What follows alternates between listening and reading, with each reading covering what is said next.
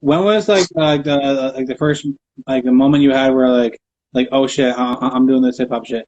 Was it like a certain show? Was it like a certain song coming out or Um, what was where I decided that I was gonna do it, no, that I was, I'm saying or that I fell in love with hip hop. You mean like with the moment that I felt like, oh my god, like this hip hop shit is me. yeah.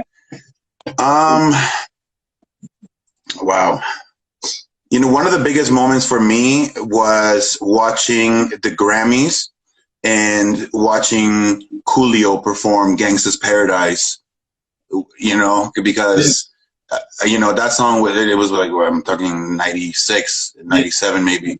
So um, I was still young enough to like idolize people, you know what I mean, and to still look at it like, you know, they look, you know, they're not human to you at that moment, you know. You look at them like, holy shit, and just seeing that amount of production that he had. Of course, the Grammys always go big. They have that, you know, that money, you know, the network money. So watching, they had like a full like huge chorus, you know, and they had like all. So that's when I felt like, you know, because I always thought of hip hop as like, you know, beatboxer, like somewhere, you know, like in a playground somewhere, and you know somebody's beatboxing or somebody has to be in the back, and we just kind of doing it. It's kind of for fun. But when I watched that Grammys performance of Gangsta's Paradise, that's when I knew how big it could be, you know, and I realized that it was something that people were just tapping into, and that it wasn't, you know, fully developed yet. And I think that's what was exciting for me. You know, now hip hop is, you know, mainstream. Everyone likes hip hop. Everyone and their grandma likes hip hop. You know, but back then it was still looked at it like, you're like rap. That's bullshit. Fuck rap. You know what I mean? So it was exciting for me knowing that I was coming in at such a important time in hip hop. I think I recognized it back then. And sure enough, I mean, since then, since 1996, so much has happened.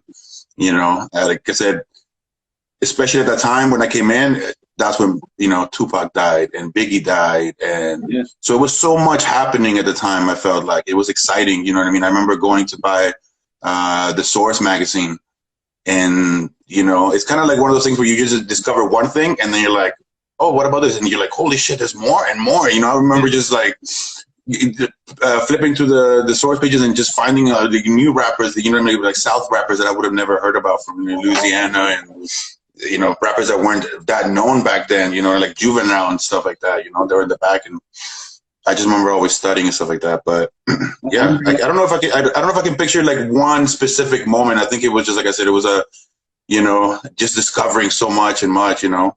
Yeah. But if I could pick one artist for sure that I felt like, you know, this is it for me, it was definitely Snoop, Doggy Style, you know, because that funk, that the way he was rapping, but it was really melodic, you know, it was like, oh man, I just remember like literally replaying that CD 100 times, like no over exaggeration, like, you know, and just trying to rap it, la-di-da-di, we likes the party, we don't cause trouble, we don't bother nobody, cause, you know, just trying to rap all that, you know what I mean? It was just like, I think that's what made me fall in love more than anything else, I would say.